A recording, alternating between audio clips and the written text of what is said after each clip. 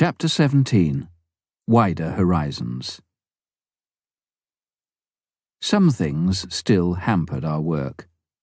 With 2 planes, we could reduce waiting times for flights, but no amount of planes could reduce the rains.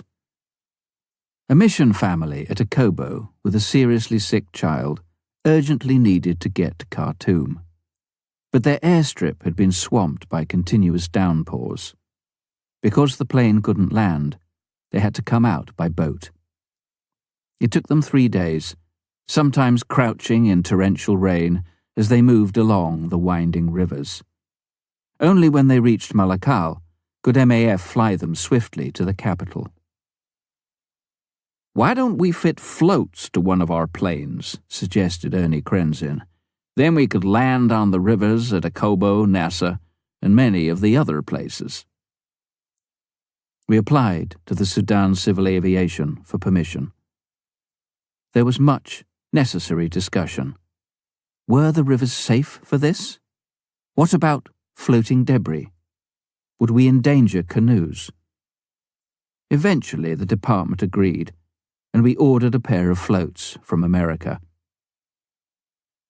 When they came, Ernie removed the undercarriage from one of our Cessnas and fitted them in its place.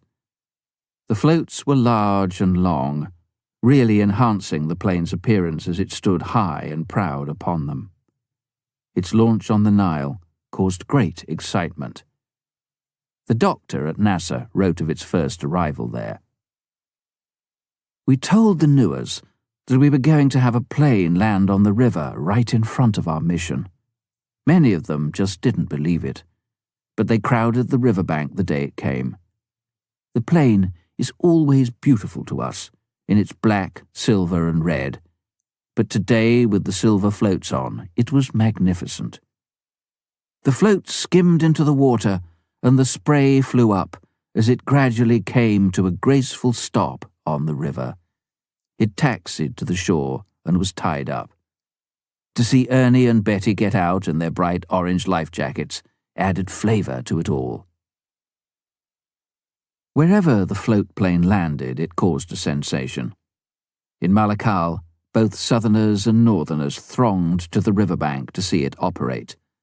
The plane with slippers on, the Arabs called it, thinking of their own pointed footwear. "It's like having an airstrip all the way beneath me," said Ernie, when he returned from his first trip following the rivers to Nasser and Akobo. In a wheelplane during the wet season, we always wondered what would happen if we were obliged to make an emergency landing in the swamps. With the float plane, we could land on any river, or even put down safely on wet grass. It also gave new access to places with no airstrips at all, especially along the Nile and its tributaries. There were, of course, particular dangers. We had to watch for currents, winds, canoes, floating grass islands, submerged logs, and not least, crocodiles. Once Gordon felt a bump as he landed at Malakal and saw a hippopotamus moving away. It had come up at the sound of the plane, just to see what was happening, and the float had struck its head. It probably went away with a headache. It certainly left Gordon with one. The float was holed and quickly started shipping water. He taxied to the bank just in time. Alistair MacDonald, also back from furlough, hauled the plane out of the water and up to the hangar for repair. Phyllis and I had lived in remote, isolated places, and were well aware that MAF could be a lifeline, especially in emergencies, for Africans and missionaries alike. Now a day came when this was brought home to us even more strongly by personal experience. I lay in bed in the heat at Malakal with mumps. No joke at my age, as I soon discovered. I developed serious complications. My temperature rose to 39.5 Celsius, stayed there for several days, then soared to nearly 40 degrees. I was constantly vomiting, dehydrated, and felt desperately ill. "Dr. Bolzer is at Daro now," Betty said to Phyllis. "I think I ought to get him." I was never so glad in my life to see a doctor as when I saw Reuben Balzer bending over me. Soon a drip was in place, and I was in his care. "If I hadn't come, Stuart might have been under the ground before long," he told Phyllis. He stayed until I had turned the corner and started a long, slow recovery. I had learned for myself what it was really like to have MAF fly in help. By the end of 1956, our base at Malakal was nearly complete. 3 houses were almost finished. A smaller guest house, an office, and a store were well on the way. After 8 years without any radio contact with the mission stations, the government finally granted us a license for both ground-to-ground and ground-to-air transmissions. That further relieved isolation and opened up a new era for us. Now we could check the state of the airstrips before we arrived. Our base could easily be called when needs or emergencies arose. Flying schedules could be discussed and adjusted. Contact could even be made with the plane while it was airborne. Stations that previously had to send a runner miles on foot to the nearest telegraph station could now contact us quickly and directly. The whole mission family, separated by hundreds of miles of unfriendly country, could be united day by day over the radio. Our horizons were widening in other ways too. When Charlie Mellis had visited Malakal, in addition to contacts we'd made for future MAF work in West Africa, we'd later flown south to East Africa. The Africa Inland Mission was inquiring about MAF help for outreach in the Northern Frontier District of Kenya. "As a mission, we need air service," said Dr. Davis, the AIM director from the US, "but we don't want the technical problems involved. Will you start a service for us here in East Africa?" I remembered the area well from our original Gemini survey. I knew we now had the resources to help them, having heard from Steve that interest and giving were increasing in the UK. So I agreed. We ordered a 3rd Cessna 180, destined for Kenya. Then Steve came out from England to join me in an intensive survey of the southwest and south of Ethiopia. The needs there still concerned us, but they required much more investigation than those of Kenya. We felt this was the moment to explore them. Betty flew us from Malakal to Dembidolo, just inside the Ethiopian border. From there, Steve and I travelled by land for 11 days with workers from several different missions. Most of the terrain we covered was at least 6,000 feet high, with mountains up to 10,000 feet, not unusual in Ethiopia, but very different from the Sudan. Gone was the flatness, gone were most of the swamps. Rugged trails were strewn with jagged rocks and 2-foot diameter boulders. We often had to hang on for dear life in the jeeps. The lens on my old Leica camera jolted apart. Our thermos broke. Sometimes the vehicle was poised so steeply on a road that we thought it would topple over backwards or sideways. All this was commonplace in this region. The people in these wild highlands were also different from the Sudanese. They wore many more clothes in the cool, high altitude, were more reserved, more suspicious. Sometimes we would hear hostile cries of "Farangi, Farangi," foreigner, foreigner.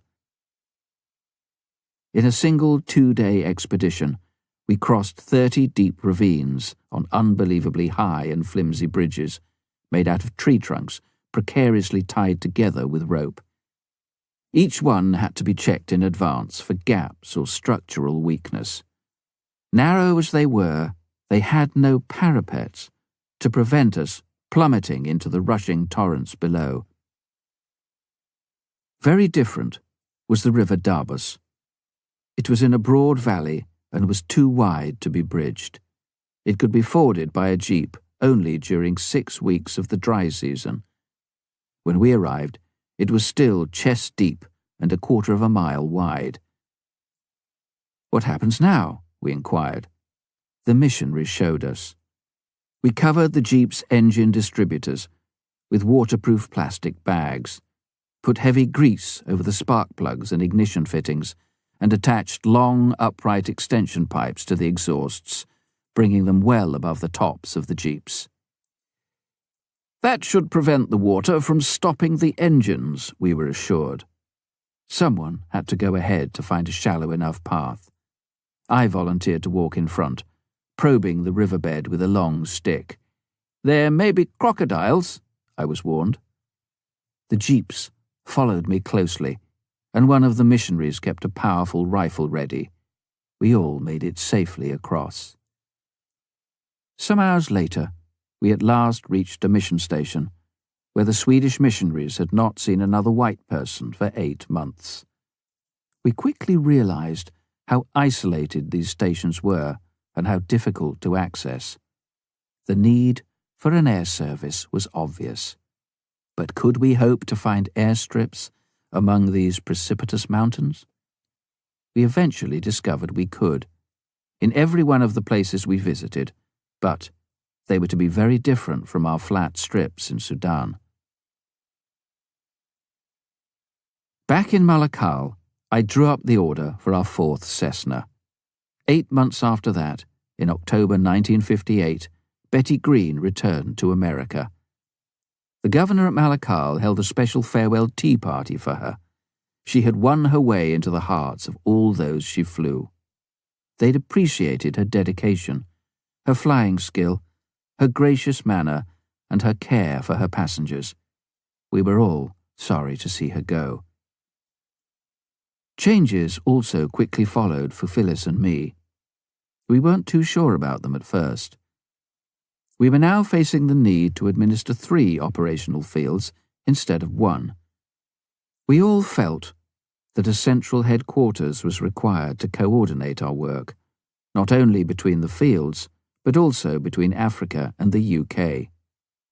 Most of the coordination, administration, and planning had already fallen to me, and it was agreed that I should be the one to continue this at the new headquarters. It was decided we should be located in the UK because of the need to have a strong link with the home end, so Phyllis and I prepared to move to London. In November, we wrote to those who supported us. "We feel our work is nearly finished here in the Sudan. It is strange to think of leaving our Nile-side MAF base. We have grown to love the people, the vast open country, the winding rivers and all those, including the missionaries we have had the privilege of helping. But we go to serve a wider sphere, one that will include not only the Sudan, but Ethiopia and East Africa as well." 10 days before we left Malakal, there was a military coup. The commander-in-chief of the army seized power. After less than 3 years, the first independent government of the Sudan had fallen. Martial law was imposed. We found soldiers with machine guns posted at the Malakal airfield and around our hangar. The coup didn't prevent our leaving. Very shortly after we'd gone, Gordon was called into the provincial governor's office, together with some of the other missionaries. The commanding officer of the local army units, the chief of police, and the Malakal district commissioner were there. The governor outlined the official position. "Because of deterioration and chaos in the country, the government has been overthrown and replaced by the military. The motives are the welfare and the progress of the Sudanese people." He continued, "The new government will work for the unification of the country. All political parties have been dissolved. Party politics are a thing of the past and are not allowed. Any discussion of the South becoming a federation is outlawed." Turning to Gordon, he gave a final instruction. "From now on, MAF must present 2 copies of its weekly flying program to the army chief and the governor in advance." Gordon was disturbed to learn that under martial law, The MAF planes could be commandeered at any time for use by the Army. In the event, there was no marked increase in demands for flights from either the government or the Army. But the political climate continued to change. In MAF, we knew we were guests in the country. It was our duty to be as helpful and cooperative as possible. At the farewell service held in Khartoum for Phyllis and me, Mal Forsberg recalled, 11 years ago, you came to the Sudan. You told us about your plans to help with an aircraft. We needed that help, but at the time the proposals all seemed so visionary. Now, we have seen the vision become a reality. We thank God for all that has meant to us. We also received a note from the American mission, addressed to all of us in MAF. They had passed a minute at their annual meeting. We express our thanks to God for the blessing which has been ours through MAF and for the good relationship with government officials which exists as a result of your service. We appreciate what you are and what you have done for us. What greater encouragement could we have had as we left the Sudan? The MAF headquarters were now located in the Stevens' large house at South Woodford, on the edge of London. They lived upstairs. The ground floor served as the office. Phyllis and I eventually found accommodation nearby. The work in the UK had many different aspects. There was constant correspondence with our overseas fields. Policies and standards of every sort had to be decided and developed. Aviation, legal, personnel, financial, and many other matters had to be dealt with. Problems needed solving. Financial and personal resources for the work had to be found. Publicity developed, films and film strips produced.